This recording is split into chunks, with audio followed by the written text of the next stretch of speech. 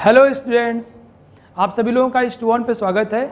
मैं हूं आपका chemistry teacher Nagendra Singh. I have done B Tech from IIT and I am teaching since last 15 years.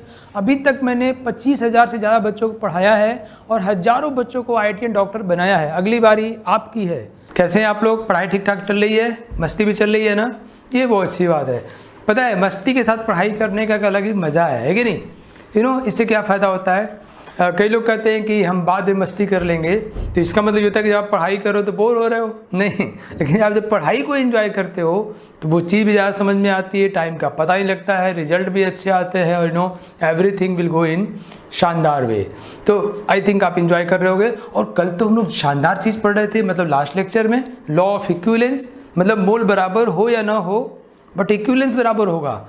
मतलब मोल बराबर हो ना हो, मास बराबर हो ना हो, वॉल्यूम बराबर हो ना हो, लेकिन इक्विवेलेंस बराबर होता है भाई।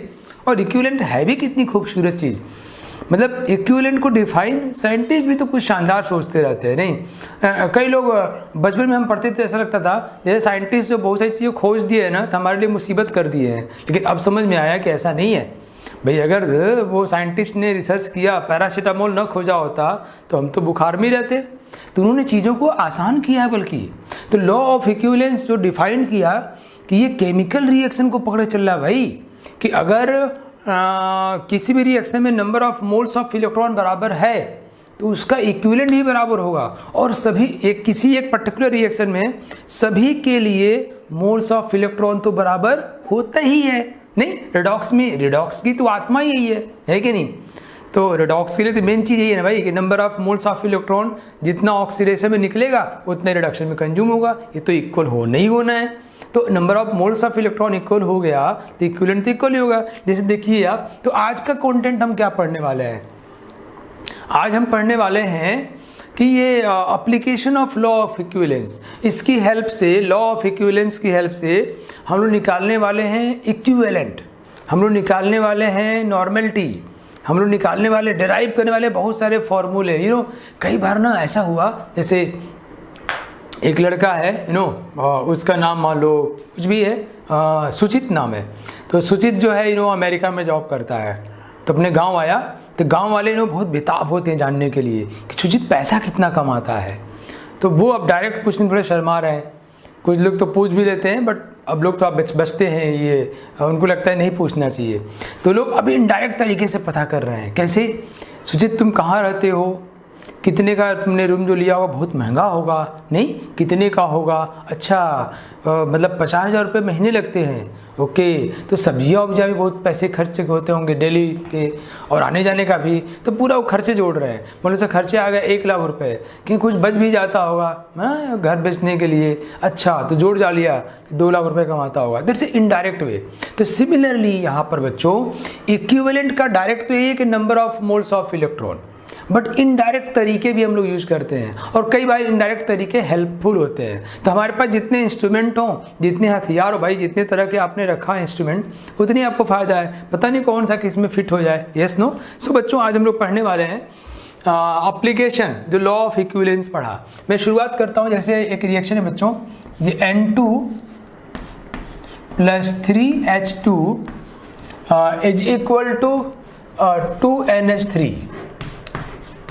तो अब देखो, तो मोल्स यहाँ, ऐसा कितना मोल है बच्चों? 1 मोल। ऐसा कितना मोल है? 3 मोल। ऐसा कितना मोल है? 2 मोल।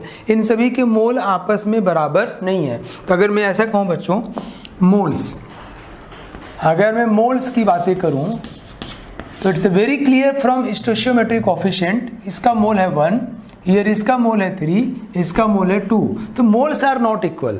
But if you talk about equivalent, number of equivalent, तो इसका इक्विवेलेंट जितना होगा, सपोज x इक्विवेलेंट है तो उतना ही इक्विवेलेंट इसका होगा और उतना ही इक्विवेलेंट इसका होगा। अब पूछिए कितना होगा? तो it will be equal to moles of electron used in reaction. बड़ा शानदार है ना? मैंने प्रीवियस लेक्चर में इसको बहुत डिटेल में समझाया है। This number of moles of electron will be equal to number of faraday. ये भी मैंने समझाया है। और अगर आपको करंट दी चार्ज दिया है तो चार्ज को 96,500 से डिवाइड कर लेते हैं तो this will be equal to number of faraday. या आपको दिया है करंट और टाइम, तो करंट इनटू टाइम मतलब charge by 96,500 this is equal to number of faraday. तो बच्चों ये सारी चीजें मैंने इसके जस्ट प्रीवियस लेक्चर में बताया आपको। अगर ये रिएक्शन कराने के लिए कुछ अमोनिया पैदा करने के लिए, अमोनिया मतलब हमको चाहिए for some in industrial purpose, कहीं हमको फर्टिलाइजर में अमोनिया का जरूरत है, राइट, अमोनिया चाहिए, उसलिए हमने आई करंट यूज किया। टी टाइम के लिए मुझे बताओ कितना इक्विवेलेंट है, तो आई इंटू टी बाई 96,500। मैंने प्रीवियस लेक्चर में बहुत डिटेल में सब बातें की है, आप जरूर उसको देख लीजिएगा, ठीक है। तो हम यहाँ से इनका नंबर ऑफ मोल इक्वल हो या ना हो, इनका वॉल्यूम इक्वल हो या ना हो, इनका मास इक्वल हो या ना हो, बट इनका नंबर ऑफ इक्विवेलेंट सबका इक्वल होगा ही होगा। तो इक्विवेलेंट, इस बात से हम लोग नंबर ऑफ इक्विवेलेंट निकालने के डिफरेंट बातें करने वाले हैं, रेडी। और ये कितना होता है ये ध्यान देना बच्चों, ये होता है number of moles of electron के बराबर। और ये क्या है, this is equal to number of equivalent. Okay, now let's see, मैं एक करके एग्जाम्पल लूंगा और उससे हम लोग चीज़ों को डिराइव करेंगे। तो लेट्स सी एग्जाम्पल नंबर 1। बच्चों बात करते हैं हम लोग ऑक्साइड की। ऑक्साइड, तो ऑक्साइड अगर रिएक्शन केमिकल रिएक्शन लिखता हूं मैं, this is half O2 gas plus 2 electron. This oxide is half O2 gas, gas for उड़ने, है ना, दिखा देगा उड़ रहा है, ऐसे दिखा सकते हो, या यहाँ पर बड़े इज्जत से जी यूज कर दो, जी इज्जत के लिए नहीं है, जी फॉर गैस, 2 इलेक्ट्रॉन।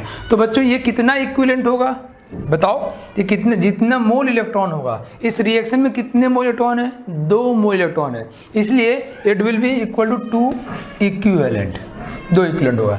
ये कितना इक्विवेलेंट होगा, सभी का इक्विवेलेंट बराबर होता है, ये भी 2 इक्विवेलेंट होगा और ये भी 2 इक्विवेलेंट होगा। क्लियर बात समझ आई क्या, इनके मोल बराबर नहीं है, ये 1 मोल है, ये आधा मोल है, ये 2 मोल है, लेकिन सभी के इक्विवेलेंट बराबर है। तो इक्विवेलेंट किसी भी रिएक्शन में सारे कंपोनेंट्स के नंबर ऑफ इक्विवेलेंट हमेशा बराबर होंगे, और वो बराबर होंगे किसके, मोल्स ऑफ इलेक्ट्रॉन के। Is that clear, very nice. तो ये सभी 2 इक्विवेलेंट हो गए, ठीक है बच्चों।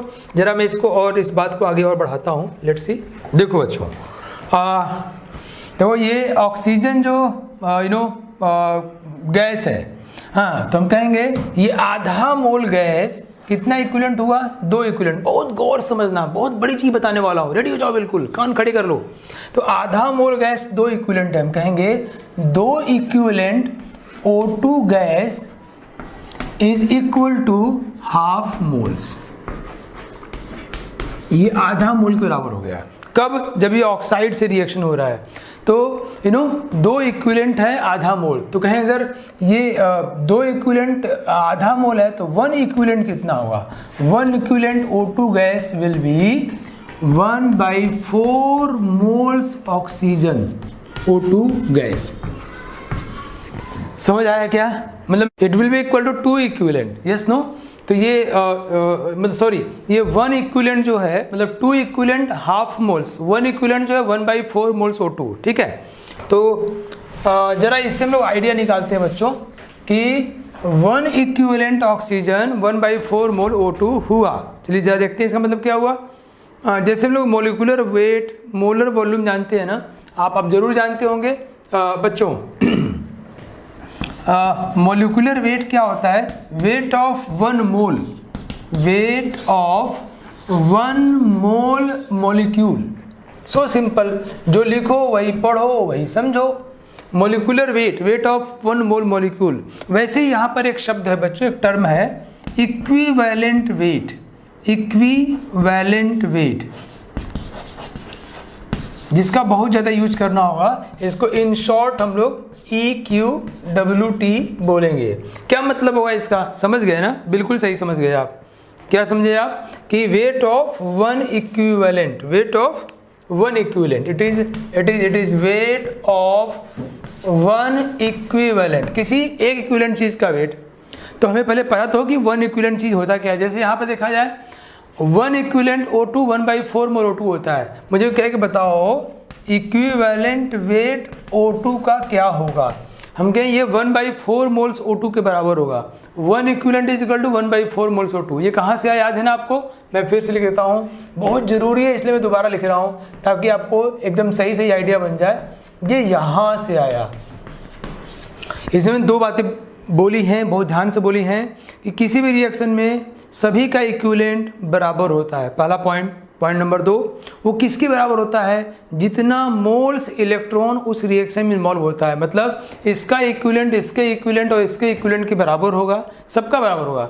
और ये कितना इक्विवेलेंट होगा? जितना मोल्स इलेक्ट्रॉन, ये 2 इक्विवेलेंट बराबर होगा। तो आधा मोल बराबर 2 इक्विवेलेंट, सो 1 इक्विवेलेंट बराबर 1/4 मोल। तो एक इक्विवेलेंट के वेट को हम क्या बोलते हैं? Equivalent weight, right. So equivalent weight of O2 is equal to 1/4 moles of O2। O2 का वेट कितना हुआ? 32। कितना है बच्चों? 8 ग्राम। तो ऑक्सीजन गैस का इक्विवेलेंट वेट कितना हुआ? 8 ग्राम। समझ गए आप? मैं कहूँ कि मेरे पास, जैसे हम कहें कितना इक्विवेलेंट है, नंबर ऑफ इक्विवेलेंट। मैं कहूँ नंबर ऑफ मोल कैसे निकालते हो आप? Weight by molecular weight. कोई भी चीज़ निकालना हो, जितना दिया है बाई एक में जितना होता है, हमें नंबर ऑफ इक्विवेलेंट निकालना है। क्या करेंगे? Total weight by equivalent weight. Yes no? Very easy, बहुत शानदार है। तो पता है ये सब फॉर्मूले हैं, आपको बताया जाएगा इक्विवेलेंट वेट का मतलब O2 का 8 ग्राम। क्या ये याद करना है? बिल्कुल नहीं। आपको ये रिएक्शन पता है, you can just derive from there. हमको पता है कि ये फंडामेंटल आया कहाँ से है। इक्विवेलेंट सिर्फ एक जगह से आता है, कहाँ से? मोल्स ऑफ इलेक्ट्रॉन से। लॉ ऑफ इक्विवेलेंस का यूज करते हैं, मोल्स ऑफ इलेक्ट्रॉन की बातें यूज करते हैं, निकाल लेते हैं हम लोग। तो भैया मैं कहूँ कि मेरे पास अगर 16 सपोज, हाँ बच्चों, अगर मैं कहूँ कि मेरे पास अगर 16 किलोग्राम ऑक्सीजन गैस है, मैं बताऊँ कितना इक्विवेलेंट है? जैसे मैं कितना मोल्स है, मोल्स बताओ। क्या करते हो आप लोग? 16 किलोग्राम को ग्राम बनाओगे और इसको इसके मोलिकुलर वेट से भाग दोगे, इतना मोल्स हो जाएगा। Yes no? वैसे बोलो कितना इक्विवेलेंट है, नंबर ऑफ इक्विवेलेंट बताओ। देन व्हाट विल डू, ये कितना ग्राम है, इतना ग्राम हो जाएगा बटे एक इक्विवेलेंट का मास इतना इक्विवेलेंट हो जाएगा। वेरी इजी ना? इतना इक्विवेलेंट्स हो जाएगा। ठीक है। वैसे ही बच्चे एक नया टर्म अभी मैं बताने जा रहा हूं आपको। वो टर्म कौन सा है? वो है इक्विवेलेंट वॉल्यूम। मुझे उम्मीद है कि आप लोग वैज्ञानिक अप्रोच के लोग हो, साइंटिफिक टेम्परामेंट वाले लोग हो, समझ गए होगे या क्या होता है ना। इसको लोग ऐसे लिखते हैं बच्चों, V इक्विवेलेंट। क्या सर समझ गए? मैं क्या समझे? तो बता रहे हो आप, क्या बता रहे हो? हाँ बिल्कुल सही, कि वे एक इक्विवेलेंट का volume. Obviously temperature pressure change करोगे, चेंज जाएगा। अब वॉल्यूम किसका निकालते हैं? गैस का। तो ये इक्विवेलेंट वॉल्यूम क्या है? बोलोगे volume of one equivalent at given conditions, at given conditions. दिए हुए टेम्परेचर एंड प्रेशर पर एक इक्विवेलेंट का जो वॉल्यूम होगा। जैसे मैं यहाँ बात करूँ कि बताओ इक्विवेलेंट वॉल्यूम ऑक्सीजन गैस का क्या होगा, तो आप क्या पूछोगे? कब? Because PV is equal to nRT में आपको टेम्परेचर प्रेशर चाहिए भाई वॉल्यूम के लिए। क्या? अच्छा STP पर, तो अच्छा कहोगे 1 equivalent is equal to 1/4 moles O2 होता है। नहीं, एक इक्विवेलेंट O2 मतलब 1/4 मोल्स O2, मतलब आपसे 1/4 मोल्स O2 का वॉल्यूम पूछा जा रहा है। हमको पता है एक मोल गैस का वॉल्यूम कितना होता है? 22.4 लीटर। तो 22.4 litres it will be equal to 5.6 litres. मुझे आश्चर्य होता है कि कुछ बच्चे इसको याद करते, यहाँ से शुरू करते हैं। वो उनके इक्विवेलेंट की परिभाषा की शुरुआत यहाँ से होती है कि equivalent volume is equal to 5.6 litre O2। हाँ, सो अनफॉर्चुनेट बच्चों, बट आप लोगों को फंडामेंटल पता है कि इक्विवेलेंट कहाँ से निकल के आया है। वो निकल के आया मोल्स ऑफ इलेक्ट्रॉन से, वो निकल के आया लॉ ऑफ इक्विवेलेंस से। हमने मालूम चला कि 1 equivalent is equal to 1/4 mole O2 होता है। From there we have derived, भाई हमने वहां से इसको पाया है। Very nice. चलिए कुछ और के लिए बातें करते हैं हम लोग। नो नेक्स्ट एग्जांपल है बच्चों, हमारा काम आसान होगा और जल्दी होगा। ओके, मैं कहूँ कि hydrogen H plus 1 equivalent is equal to half H2 gas. Clear? मेरा काम आसान हो गया ना। दो बातें, पहली बात किसी भी रिएक्शन में सभी का नंबर ऑफ इक्विवेलेंस आपस में बराबर होगा, पता है ना आपको। दूसरा किसके बराबर होगा? मोल्स ऑफ इलेक्ट्रॉन के बराबर होगा। किसके बराबर होगा? Moles of electron. यहाँ कितने मोल इलेक्ट्रॉन है? 1 मोल। ये कितना इक्विवेलेंट हुआ? 1। ये कितना इक्विवेलेंट हुआ? 1। ये कितना इक्विवेलेंट हुआ? 1। अच्छा, मतलब H प्लस का 1 मोल 1 मोल 1 इक्विवेलेंट हुआ, बोले यस नो? तो हम कहेंगे number of equivalent is equal to moles of H plus, yes no? कहाँ से? ये रिएक्शन समझ में आ रहा है। तो H प्लस का 1 मोल 1 इक्विवेलेंट है। H प्लस जितना मोल होगा उतना इक्विवेलेंट होगा किसी भी रिएक्शन में। हम इसकी चर्चा करेंगे अभी आपसे थोड़ी देर बाद। अभी मैं गैस पे आ जाता हूँ, right?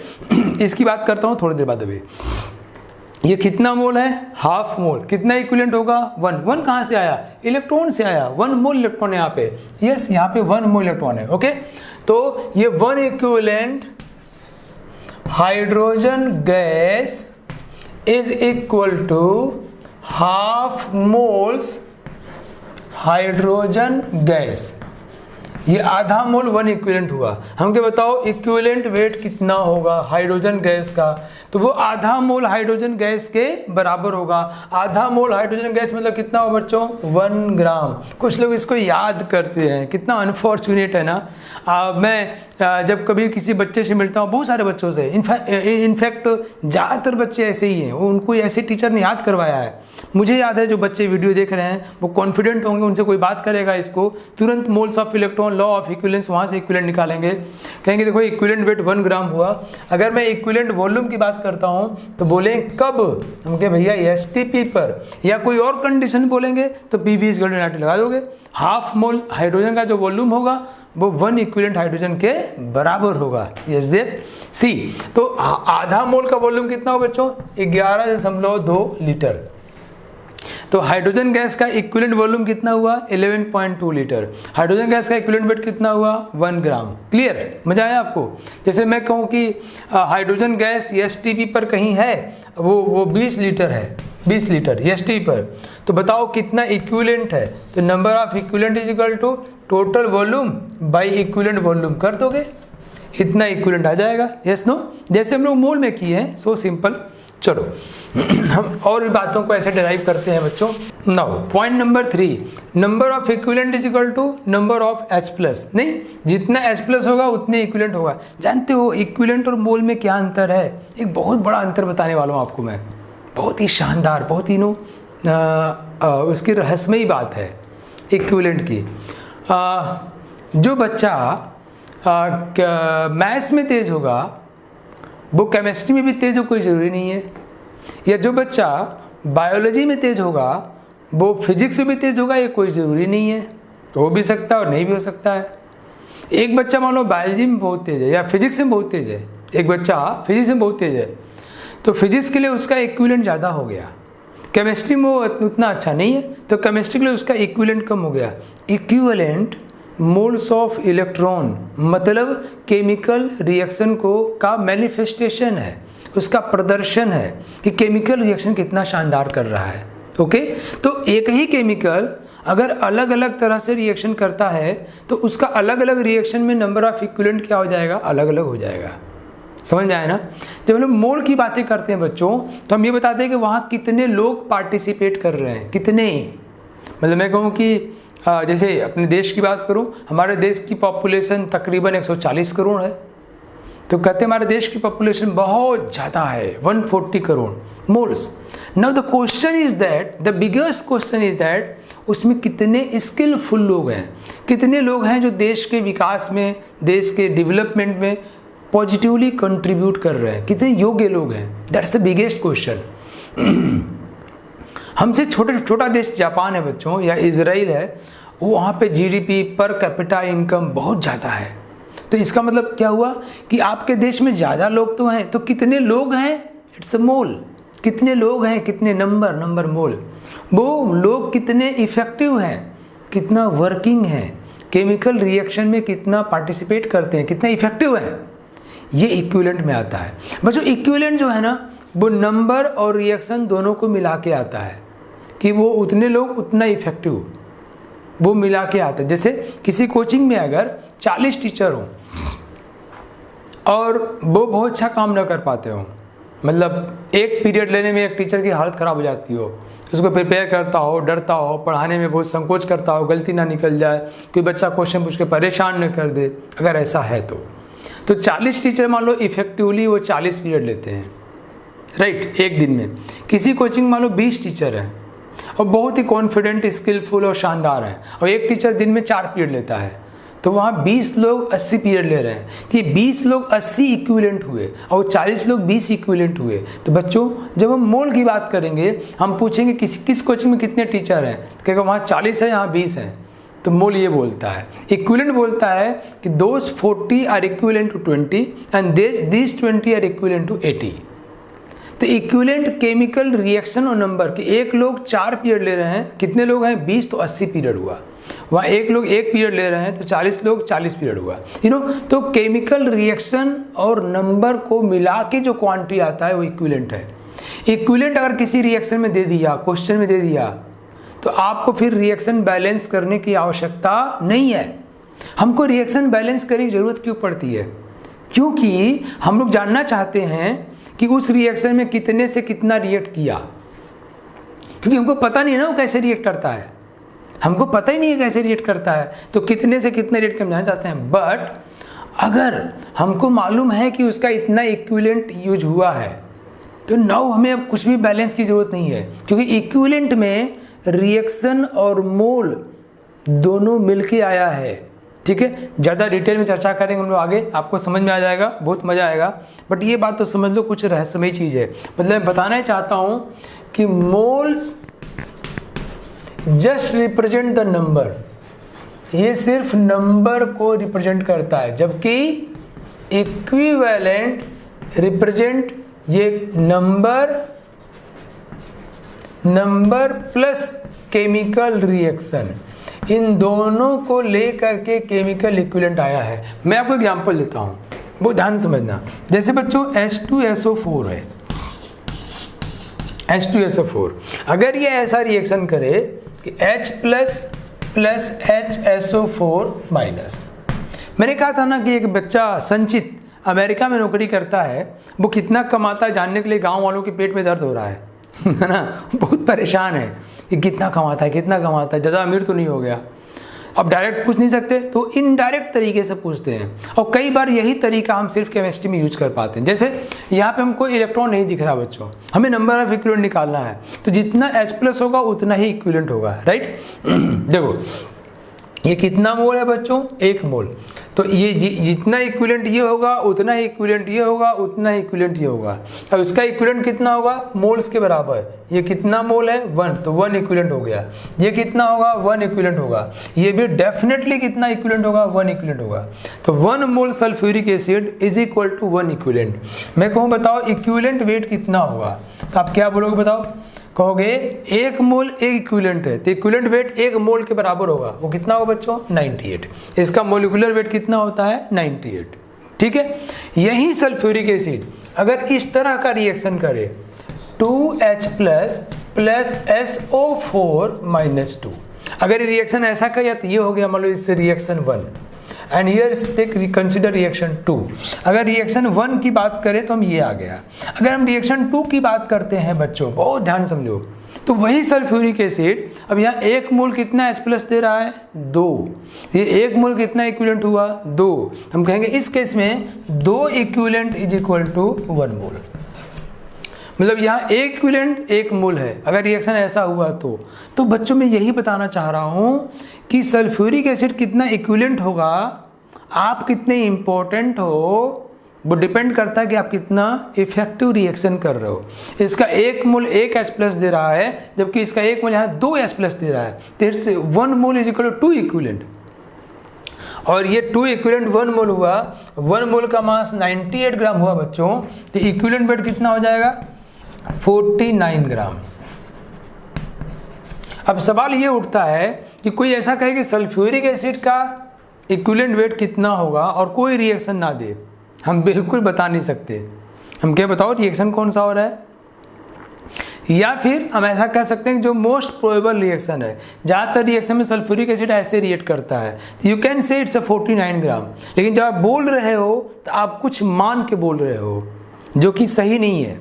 Yes, you are considering most probable reaction, आप सबसे संभावित रिएक्शन को मान रहे हो। कौन सा वाला? ये वाला, कि ये 49 ग्राम हुआ। अदरवाइज अगर रिएक्शन देता है, आपको रिएक्शन चाहिए ही चाहिए, या फिर अगर रिएक्शन देता है then you will say very comfortably कि it will be first reaction में 98 ग्राम और सेकेंड रिएक्शन में 49 gram. Is it clear? Very nice.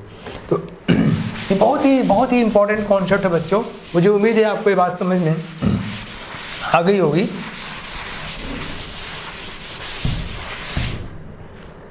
जैसे बच्चों, तो number of equivalent is equal to number of H plus. बहुत ध्यान से समझना इस बात को। एक बहुत ही अच्छा सवाल एग्जाम में पूछा गया था, कंप्यूटर एग्जाम में। लेट मी डिस्कस इट, कि अगर H plus plus OH minus है, बहुत ही शानदार एग्जाम्पल है, इज इक्वल टू H2O। जरा गौर से देखो बच्चों, ये जितना मोल होगा उतनी इक्विवेलेंट होगा। तो कितना इक्विवेलेंट होगा? 1। और जितना इक्विवेलेंट ये होगा उतनी इक्विवेलेंट ये होगा, उतनी इक्विवेलेंट ये होगा। तो ये कितना इक्विवेलेंट हुआ? 1 इक्विवेलेंट। ये कितना इक्विवेलेंट होगा? 1 इक्विवेलेंट। तो यहाँ से एक बात ये निकल के आया कि number of equivalent is equal to number of moles of H plus is equal to moles of OH minus. ये बात निकल के आई, ठीक है। दूसरी बात, अब H2O की बात करते हैं बच्चों। H2O का यहाँ 1 मोल 1 इक्विवेलेंट हुआ कि नहीं? अगर मेरे को बताओ इसका इक्विवेलेंट वेट बताओ, तो आप क्या बोलने वाले हो? Equivalent weight is equal to 18 ग्राम।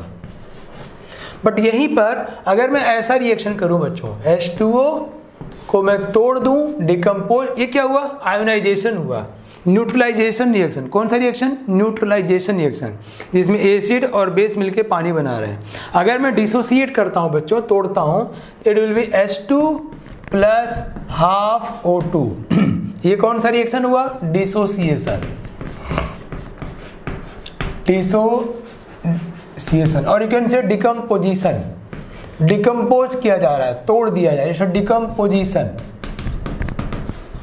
और ये कौन सा रिएक्शन है बच्चों? इट्स ए न्यूट्रलाइजेशन, एसिड और बेस को न्यूट्रलाइज करके, न्यूट्रलाइजेशन, एसिड और बेस को न्यूट्रलाइज करके हम लोग पानी बना रहे हैं। अगर इस रिएक्शन की बात करते हैं बच्चों, आपको पता है ना कि 1 मोल हाइड्रोजन 2 इक्विवेलेंट होता है, या 1 इक्विवेलेंट हाइड्रोजन आधा मोल होता है। ये 1 मोल है ना, ये कितना इक्विवेलेंट हाइड्रोजन हुआ? 2 इक्विवेलेंट।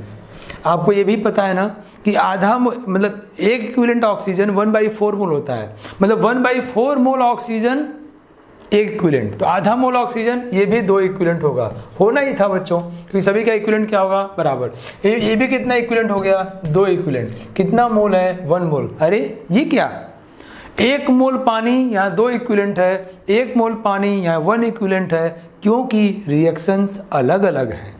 बात मेरी समझ आई क्या? It all depends on nature of reaction. जैसे बच्चों अभी यहाँ बात करेंगे तो इसका इक्विवेलेंट वेट 18 ग्राम आया, यहाँ 2 इक्विवेलेंट 18 ग्राम है, तो इस केस में इक्विवेलेंट वेट कितना होगा पानी का? वो हो जाएगा 9 ग्राम। तो ये सवाल किसी कंपटीशन में पूछा गया था कि डिकम्पोजिशन में वाटर का डिकम्पोजिशन हो रहा हो तो उसमें इक्विवेलेंट वेट कितना आएगा, या अगर न्यूट्रलाइजेशन हो रहा हो तो कितना आएगा। कर लोगे ना आप? Very nice. बहुत ज़्यादा इंटरेस्टिंग है। जो लोग सिर्फ डेफिनेशन याद करते हैं, आई रियली सरप्राइज कि वो कैसे काम कर सकते हैं भाई। चलो बच्चों, मैं आपको कुछ सवाल भी दूंगा, इसके पहले कुछ और बातें कर लेता हूँ। मैंने आपको पढ़ाया था रिडॉक्स में, आपको याद होगा कि change in oxidation number, change in oxidation number बराबर मोल्स ऑफ इलेक्ट्रॉन। याद है आपको? Very nice. इसी से हमने बैलेंसिंग ऑफ रिडॉक्स रिएक्शन को अप्रोच किया था, नहीं? कैसे बैलेंस करते हैं। तो चेंज इन ऑक्सीडेशन बराबर moles of electron and this is equal to equivalent, number of equivalent. जरा इसको ध्यान दी, मतलब अगर किसी रिएक्शन में सपोज कॉपर +2 है बच्चों, अब वो कॉपर में कन्वर्ट हो रहा हो, राइट? कॉपर +2 से कॉपर बनना है, तो ऑक्सीडेशन में चेंज कितना हुआ? 2। तो आप जानते हो ना, हम लोग बैलेंसिंग पढ़े हैं कि यहाँ 2 मोल्स इलेक्ट्रॉन लगेंगे। तो मैं पूछूँ कितना इक्विवेलेंट है, तो what we will say? You will say it's 2 equivalent, क्योंकि यहाँ 2 मोल इलेक्ट्रॉन है। ये कहाँ से आया? Change in oxidation number. ये भी कितना इक्विवेलेंट है बच्चों? 2 इक्विवेलेंट है। कितना मोल है ये? 1 मोल है। ठीक है, तो हम ये कह देंगे कि number of equivalent is equal to change in oxidation number. Clear? जितना ऑक्सीडेशन नंबर में चेंज होता है उतने इक्विवेलेंट होते हैं। ये कितना इक्विवेलेंट हुआ? 2। अगर कोई इक्विवेलेंट वेट बताओ कहोगे 2 इक्विवेलेंट का वेट तो 1 मोल के बराबर है, 1 मोल का वेट 63.5, तो A इक्विवेलेंट का वेट कितना होगा? नहीं, अगर यही मैं ऐसा कर दूं बच्चों, कॉपर +1 से कॉपर बनाऊं, अब इलेक्ट्रॉन ना भी लिखो काम चल जाएगा, यस नो, क्योंकि हमको बात समझ में आ गई है। अब रिएक्टर हमको समझ आ गया कि ऑक्सीडेशन कितना चेंज हुआ 1, तो डेफिनेटली यहाँ पे 1 मोल इलेक्ट्रॉन यूज हुआ होगा, ये भी 1 इक्विवेलेंट और ये भी 1 इक्विवेलेंट, तो यहाँ इसका एक मोल 1 इक्विवेलेंट के बराबर। मैं कहूँ इक्विवेलेंट वेट कितना होगा, यू विल से 1 मोल के वेट के बराबर। कितना आसान है ना। अब सोचो कोई फॉर्मूला याद कर रहा है कि number of equivalent is equal to change in oxidation number, ये कहाँ से आया भाई, आपको फॉर्मूला कहाँ से आया? बट वंस यू नो कि सबका मालिक एक है, सबका मालिक एक है, कौन? Moles of electron. चाहे आप हाइड्रोजन की बात करो, चाहे आप ऑक्सीजन की बात करो, चाहे आप H+ की बात करो, OH- की बात करो, ऑक्सीडेशन नंबर की बात करो, you have to just see कि इलेक्ट्रॉन से कैसे कोरिलेट हो रहा है। इसका equivalent weight will be 63.5 gram. Yes no, very easy बच्चों। नाउ तो अगर इन सभी को हम लोग समराइज करें बच्चों, इन सभी को हम लोग समराइज करें तो हम इस कंक्लूजन पे आएंगे, हम लोग इस बात को समझेंगे कि number of moles of electron is equal to number of equivalent is equal to number of faraday is equal to charge. बहुत ही इंपॉर्टेंट है, गारंटीड पेपर आउट। इंटरेस्टिंग है ना पेपर आउट सुनना, पेपर आउट है भाई। जितना मैं लिखने वाला हूं इससे एग्जामिनेशन में सवाल न आए हो नहीं सकता, इम्पॉसिबल, आज तक कभी ऐसा नहीं हुआ। पेपर आउट है भाई।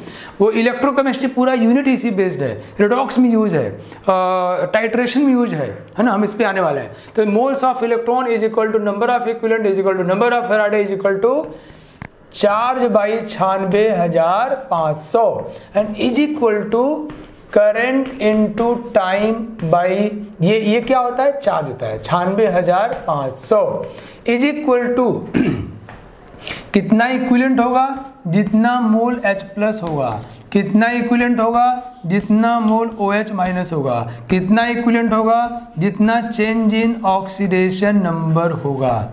यस नो, कितना इक्विवेलेंट होगा, number of equivalent is equal to weight by equivalent weight, number of equivalent is equal to volume by equivalent volume. ये सब निकालना हम सीख चुके हैं, शानदार है ना। इसको आप कहीं लिख के टांग दीजिएगा, और इसमें एक सवाल नहीं कई सवाल आ सकते हैं। मैंने कहा ना, मोल में, रिडॉक्स, टाइट्रेशन में सवाल आते हैं, इलेक्ट्रोकेमिस्ट्री पूरा यूनिट इस पे डिवोटेड है, और भी कई जगह इससे क्वेश्चन पूछे जाते हैं। At least you should know it, है ना। तो रेदर देन मगिंग द, मतलब rather than just cramming the फॉर्मूले, you should know from where it all have been generated. Yes no, so let's see. मुझे उम्मीद है कि आपको पूरी बात समझ में आ गई। मैं 1-2 सवाल आपको देता हूं तुरंत करने के लिए, आप करो और फिर मैं समझाता हूं आपको। राइट नाउ, रेडी बच्चों? जैसे मैं क्वेश्चन लिखूंगा, जैसे ही मैं क्वेश्चन लिखूंगा आप वीडियो पॉज करोगे और सॉल्व करोगे। रेडी? चलो, तो बच्चों पहला क्वेश्चन है हमारा, ये SO2 plus half O2 is equal to SO3। तो SO3 का आप इक्विवेलेंट वेट और इक्विवेलेंट वॉल्यूम STP पर बताइए। सवाल नंबर पहला। क्वेश्चन नंबर दूसरा हुआ बच्चों, KMnO4 अगर pH less than 7, pH is equal to 7, pH greater than 7 period करता है, तो तीनों में अगर उसका मोलिकुलर वेट को हम m मान लें, मोलिकुलर वेट को हम क्या मान लें, m, तो इक्विवेलेंट वेट का फॉर्मूला क्या होगा बताइए। Question number 3, barium hydroxide react करके बनता है Ba+2+2OH-। इसमें बेरियम हाइड्रोक्साइड का इक्विवेलेंट वेट क्या होगा अगर इसके मोलिकुलर वेट का मास जो है m' दिया है तो। चलिए फटाफट वीडियो पॉज करिए और सॉल्व करिए बच्चों। ओके, नाउ सी, मुझे उम्मीद है आपने कर लिया होगा। आधा मोल ऑक्सीजन कितना इक्विवेलेंट, 2 इक्विवेलेंट। अगर ये 2 इक्विवेलेंट तो ये भी 2 इक्विवेलेंट और ये भी 2 इक्विवेलेंट। बोलो yes no, yes, very nice. ये 2 इक्विवेलेंट कितना मोल हुआ बच्चों, 1 मोल। ये भी 2 इक्विवेलेंट, ये भी 2 इक्विवेलेंट हुआ, कितना मोल है ये, 1 मोल। तो 2 इक्विवेलेंट 1 मोल SO3 है, हमसे SO3 की बात की जा रही है। तो 2 इक्विवेलेंट 1 मोल, तो 1 इक्विवेलेंट आधा मोल हो जाएगा यार। तो आधा मोल SO3 का वेट कितना होगा, इसका मोलिकुलर वेट 80 होता है, 80/2 40 ग्राम। आसान है ना। आधा मोल का वॉल्यूम कितना होगा, 11.2 लीटर। आसान की बहुत आसान, बहुत ज़्यादा आसान। हो सकता है कि जिन्होंने फॉर्मूला याद किया हो वो भी ऐसे ही कर रहे हो, लेकिन जब सवाल अच्छे से घुस के अंदर से पूछा जाएगा ना, जब कॉन्सेप्ट आएगा ना, तो वहाँ फ्लॉप कर जाएंगे। ओके, और आप करके आओगे। आपको पता होना चाहिए कि इलेक्ट्रॉन से जनरेट हुआ है, राइट बच्चों। चलो ये हो गया आपका। नाउ सी KMnO4, आपको पता है ना, आपको ये बात पता है ना बच्चों कि एसिडिक मीडियम में ये क्या बनता है, Mn+2। न्यूट्रल मीडियम में क्या बनता है, Mn+4। और बेसिक मीडियम में क्या बनता है, Mn+6। तो चेंज इन ऑक्सीडेशन नंबर ना बच्चों, ये यहाँ कितना है, +7। कितना चेंज हुआ इसमें, 5 का। तो ये 1 मोल 5 इक्विवेलेंट के बराबर है। तो 5 इक्विवेलेंट का मास m है, तो 1 इक्विवेलेंट का मास कितना होगा, m/5। ठीक है। ये जो 1 मोल है, ये कितना इक्विवेलेंट हुआ, चेंज इन ऑक्सीडेशन नंबर 5 के बराबर है। जितना इलेक्ट्रॉन इन्वॉल्व हुआ, इलेक्ट्रॉन कितने इन्वॉल्व होगा, जितना चेंज इन ऑक्सीडेशन नंबर, वो कितना है, +7 + 2 5। तो 5 equivalent is equal to 1 mole. So 1 equivalent is equal to 1/5, है ना। नाउ ये कितना चेंज हुआ बच्चों, +7 और +4 कितना, 3 चेंज हुआ है। तो इसका 1 मोल 3 इक्विवेलेंट है। 3 इक्विवेलेंट का मास m, तो A इक्विवेलेंट का मास m/3। यहाँ कितना चेंज हुआ, 1। ओके, तो A इक्विवेलेंट का मास 1 मोल के बराबर, तो फैक्ट m/1। समझ में आया क्या। ये तो लड्डू है ना बच्चों। जितना मोल OH- होता है उतना इक्विवेलेंट होगा। कितना मोल है, 2। कितना इक्विवेलेंट होगा, 2। तो 2 इक्विवेलेंट का मास m' है, तो A इक्विवेलेंट का मास m'/2। ठीक है। मुझे उम्मीद है कि आप सभी लोगों ने इसको सही किया होगा। ओके बच्चों, नो अगर मैं एक नया कॉन्सेप्ट बात करता हूँ बच्चों, नॉर्मलिटी। ये मैंने मोलरिटी मोल में नहीं पढ़ाया था, क्योंकि वहाँ पे इसको पढ़ाना मुश्किल था। जब तक मैं रिडॉक्स न पढ़ाता, मोल्स ऑफ इलेक्ट्रॉन ना पढ़ाता, तब तक इसको बता ही नहीं सकता था। तो नॉर्मलिटी क्या होता है, नॉर्मलिटी को बच्चों कैपिटल N से दिखाते हैं हम लोग। सिंपल मोलरिटी क्या होता है, 1 लीटर में कितना मोल, मोल मतलब कितने लोग, 1 लीटर में कितने मोल। ये क्या है कि 1 लीटर में कितने इक्विवेलेंट है, number of equivalent by volume in litre. Normality क्या है बच्चों, number of equivalent of solutes पर लीटर। 1 लीटर में कितने इक्विवेलेंट सॉल्यूट्स हैं, दैट इज कॉल्ड नॉर्मलिटी। ये वॉल्यूम ऑफ सॉल्यूशन है, सॉल्यूशन का वॉल्यूम है, राइट। जैसे अगर मैं कहूँ H2SO4 बच्चों ऐसे रिएक्शन कर रहा है, ये रिएक्शन कर रहा है, अगर कुछ न दिया जाए तो मैंने कहा था ना इसको 2 मान चलेंगे हम लोग कि उस रिएक्शन में 2 मोल H+ दे रहा होगा। तो ये ऐसे रिएक्शन कर रहा है 2H+ + SO4 - 2। तो यहाँ देखो ये कितना मोल है, 1, बट कितना इक्विवेलेंट है, 2। तो हम कहेंगे number of equivalent is equal to जितना मोल है उसके 2 गुना, 2 × number of moles. Number of equivalent कितना बच्चों, नंबर ऑफ मोल्स जितना उसके 2 गुना। Clear. Number of equivalent is equal to number of moles × 2। तो अब देखो यहाँ रखो, normality is equal to number of equivalent, वो कितना बच्चों, 2 × number of moles by volume. और मोल्स बाय वॉल्यूम क्या होता है, मोलरिटी, 2 × मोलरिटी। तो बच्चों यहाँ 2 कहाँ से आया, इससे आया। तो 1 मोल के लिए वो कितना इक्विवेलेंट होता है उसको बोलते हैं हम लोग n फैक्टर। ये कोई बहुत जरूरी चीज नहीं है, बट आपको पता होना चाहिए। ये n फैक्टर क्या है बच्चों, 1 मोल सल्फ्यूरिक एसिड जितना इक्विवेलेंट होगा, 1 मोल 2 इक्विवेलेंट, n फैक्टर कितना हुआ, 2। अब देखो ये normality is equal to number of equivalent by volume. हमको पता है इसका एक मोल 2 इक्विवेलेंट है, मतलब जितना इक्विवेलेंट होगा वो मोल के 2 गुना होगा। तो normality is equal to number of equivalent, मतलब ये बाई वॉल्यूम। और मोल्स बाय वॉल्यूम क्या है बच्चों? मोलरिटी। तो 2 इंटू मोलरिटी हो गया। क्लियर, समझ में आया आपको? तो एन फैक्टर यहाँ कितना हुआ? 2। तो एन फैक्टर 1 मोल, जैसे भी KMnO4 की बात हम लोग कर रहे थे बच्चों, KMnO4, तो अगर वो एसिडिक मीडियम में +2 में कन्वर्ट हो रहा है, +7 से +2, इसका 1 मोल कितना इक्विवेलेंट हुआ? 5। तो यहाँ n factor is equal to 5। कहेंगे इसका इक्विवेलेंट वेट कितना है? तो बोलेंगे molecular weight by n factor, मतलब मोलिकुलर वेट बाई 5। ये हमने पहले भी इसको सॉल्व किया था, याद है आपको? Very nice. तो एन फैक्टर क्या है? 1 मोल एन इक्विवेलेंट्स होता है, it's called an factor. So you can say, so normality is equal to n factor is equal to, n factor क्या है? number of equivalents in 1 mole, in 1 mole। 1 मोल में जितना equivalent होता है वो उसका n फैक्टर हो गया। क्लियर बच्चों? नाउ अब नंबर ऑफ इक्विवेलेंट की हमारा एक और परिभाषा आ गया, क्या आया? Normality into volume. नहीं, अच्छा, हम हाइड्रोजन गैस की बात करते हैं बच्चों, तो हाइड्रोजन गैस का 1 मोल 2 इक्विवेलेंट है। नहीं, 1 मोल 2 इक्विवेलेंट है, तो जितना मोल होगा उसके 2 गुना इक्विवेलेंट होगा। Yes no? तो हम कहें number of equivalent is equal to 2 into moles of hydrogen gas. Moles of hydrogen gas, hydrogen gas जितना मोल होगा उसके 2 गुना इक्विवेलेंट हो रहा है। Yes no? 1 mole 2 equivalent.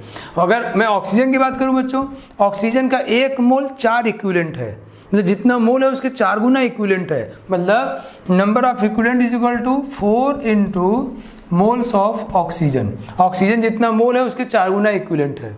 बाकी सारी चीजें मैं फिर से लिख दूं क्या आपके लिए? यस, चलिए फिर से लिखता हूं।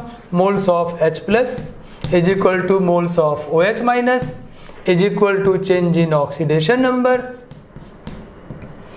is equal to moles of electron is equal to moles of number of Faraday is equal to charge by 96,500 is equal to current into time by 96,500 is equal to weight by equivalent weight is equal to volume by equivalent volume.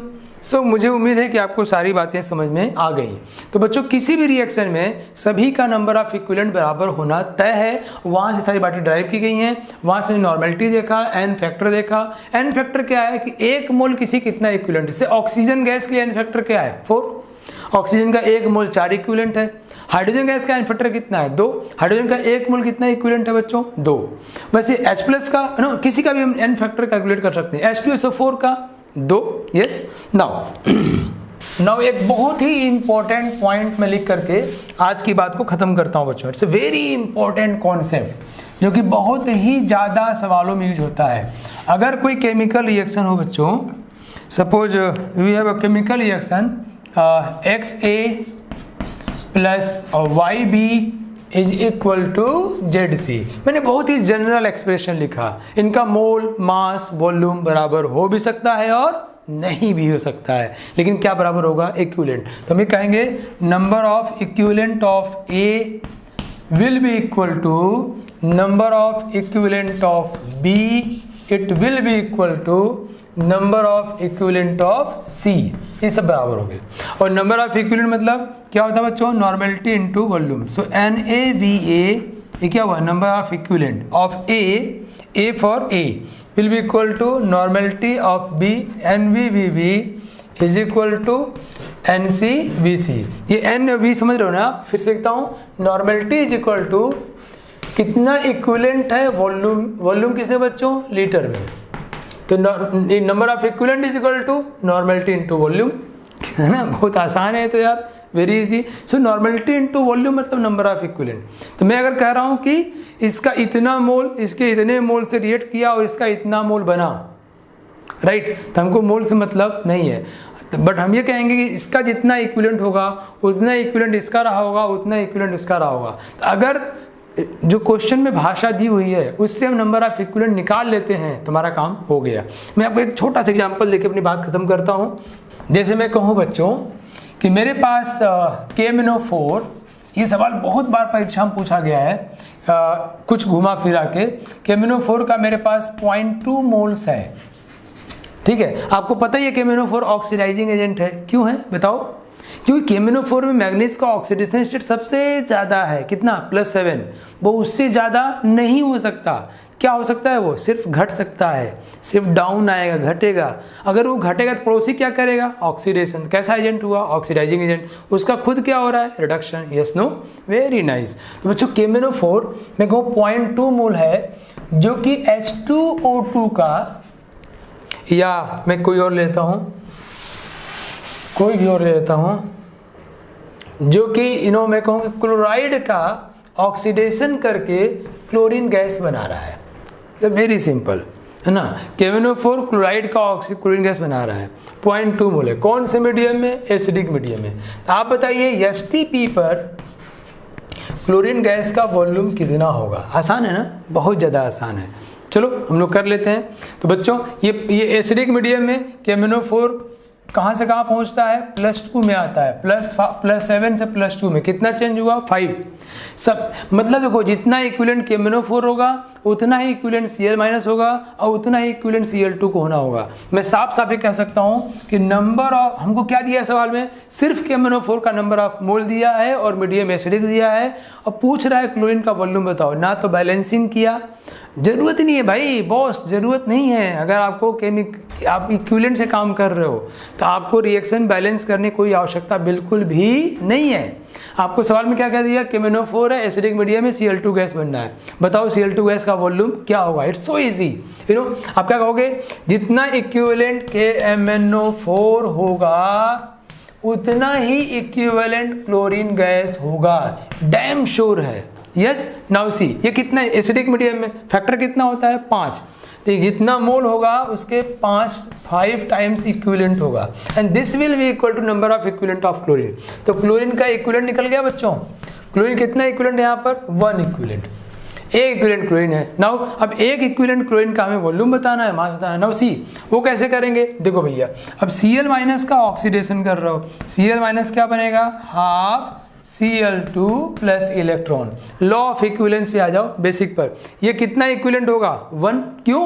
क्योंकि 1 मोल electron है भाई, तो basic है। ये कितना equivalent? ये भी 1 होगा। तो 1 इक्विवेलेंट कितना मोल हुआ? आधा मोल। तो ये हाफ मोल क्लोरीन पैदा होगा। हम साफ साफ IIT एडवांस में सवाल आ सकता है भाई, आया हुआ है नीट में, JEE में नहीं तो बहुत ही कठिन सवाल मान लिया जाएगा, क्योंकि है लड्डू। तो कितना मोल क्लोरीन निकला? बोलोगे यहाँ पे आधा मोल क्लोरीन निकलेगा। मतलब 0.2 मोल KMnO4 से ऑक्सीडेशन पर आधा मोल क्लोरीन। आधा मोल क्लोरीन का वॉल्यूम कितना होगा? 11.2 लीटर। है ना शानदार, जबरदस्त। इसकी बहुत सारी बातों को हम अगली क्लास में डिस्कस करेंगे।